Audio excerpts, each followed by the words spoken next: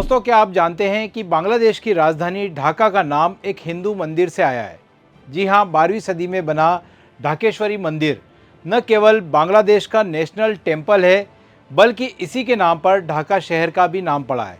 लेकिन आज वही बांग्लादेश में हिंदू कम्युनिटी के साथ जो हो रहा है वो सभी को अचंभित कर रहा है। सबसे पहले हम ढाकेश्वरी मंदिर की बात करते हैं तो ढाकेश्वरी मंदिर का निर्माण 12वीं सदी में सेन वंश के महान शासक बल्लाल सेन ने कराया था। बल्लाल सेन सेन वंश के तीसरे शासक थे। यही बल्लाल सेन जब सिंहासन पर बैठे तो सिंहासन पर बैठने के बाद इन्होंने अपनी जन्मभूमि को गौरवान्वित करने के लिए इस मंदिर का निर्माण करवाया। कई सारे स्रोतों में ये कहा गया है कि राजा बल्लाल सेन को एक स्वप्न आया था और उन्होंने सपने में जंगल में दुर्गा माता की मूर्ति दबी हुई देखी थी और स्वप्न के अनुसार उन्होंने अपने उस स्थान की खुदाई करवाई और वहाँ से देवी की मूर्ति निकाल के इस मंदिर में स्थापित करवाई। यह मंदिर 51 शक्तिपीठों में से एक माना जाता है। मान्यता है कि यहाँ पर माता सती के मुकुट का रत्न गिरा था और ढाकेश्वरी का अर्थ होता है ढाका की देवी, यानी कि पूरे शहर की रक्षा करने वाली देवी। मंदिर का आर्किटेक्चर भी बहुत ही जबरदस्त है, लेकिन आज जो मंदिर हम देखते हैं वो कई प्रकार के कई बार के कंस्ट्रक्शन के दौर से गुजरा हुआ है। ढाकेश्वरी मंदिर का एक और इंटरेस्टिंग फैक्ट है कि 1947 में विभाजन के समय जब देश भर में सांप्रदायिक दंगे हो रहे थे तो सांप्रदायिक दंगों के डर से मंदिर के मुख्य पुजारी और भक्तों ने 800 साल पुराने मंदिर की मूर्ति को बचाने का फैसला लिया। इसी के तहत मुख्य पुजारी और भक्त इस मंदिर की ऐतिहासिक मूर्ति को सूटकेस में अखबार और कागज में लपेटकर कोलकाता लेकर आ गए। आज भी यह ऐतिहासिक मूर्ति कोलकाता में विराजमान है और ढाका में जो आज मंदिर है उसमें जो मूर्ति है वह इसी मूर्ति की कॉपी है। इसके अलावा 1971 में जब बांग्लादेश स्वतंत्र हो रहा था उस समय पाकिस्तानी सेना ने इस मंदिर के साथ जघन्य अत्याचार किया था।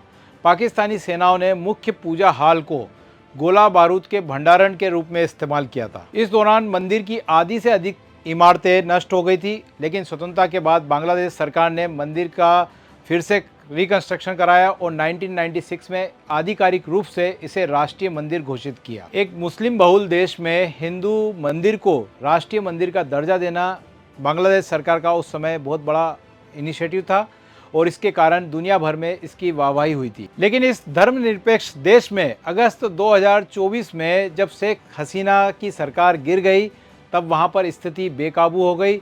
अगस्त 2024 से अब तक वहाँ पर कई सारे सांप्रदायिक हिंसा की घटनाएं हुई है, जिसमें कई सारे हिंदुओं की हत्याएं हुई है, कई सारे हिंदू मंदिरों को निशाना बनाया गया है। इनमें से कुछ घटनाएं काफ़ी चर्चित हुई, जैसे कि जमालपुरा में दुर्गा पूजा से पहले 7 मूर्तियों को तोड़ा जाना, कुष्टिया में मंदिरों की मूर्तियों को तोड़ा जाना, इस्कॉन मंदिरों पर बार बार हमले होना। इसके अलावा एक और फेमस घटना थी कि चिन्मय कृष्ण दास को गिरफ्तार भी कर लिया गया था। इन सभी घटनाओं पर संयुक्त राष्ट्र मानवाधिकार रिपोर्ट में भी स्पष्ट रूप से उल्लेख किया गया था कि हिंदुओं को हिंसक भीड़ के हमलों का सामना बार बार करना पड़ रहा है और ये सारे घटनाक्रम व्यवस्थित रूप से किसी के इशारे पर हो रहे हैं। यहाँ तक कि बांग्लादेश की अंतरिम सरकार ने भी स्वीकार किया है कि बांग्लादेश में 134 सांप्रदायिक हिंसा की शिकायतें मिली है, जिसमें से 53 में मामले दर्ज हुए हैं।